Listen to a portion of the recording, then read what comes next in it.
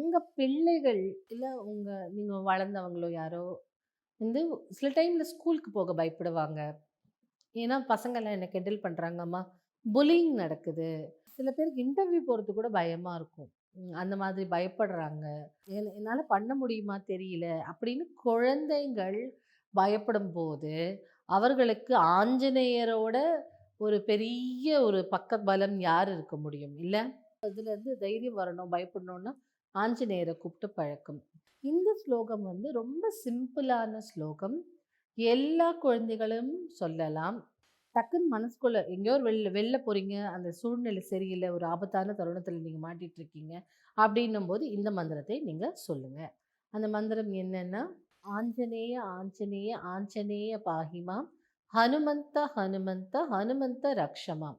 என்ன சொல்றோம்? ஹனுமந்தா என்ன ரக்ஷி அப்படின்னு சொல்றோம். ஜபிச்சுட்டே இருக்கும்போது உங்களுக்கு வந்த ஆபத்துக்கள், நீங்க ஆபத்தான இக்கட்டான சூழ்நிலைகள் இருந்தாலும் அந்த ஆபத்துக்கள் விலகி ஓடும். ஒரு டென்ஷனான சிச்சுவேஷன்ல, ஒரு இக்கட்டான தருணங்கள்ல, ஆபத்து வரும் தருணங்கள்ல நீங்க இந்த மந்திரத்தை ஜபிங்க.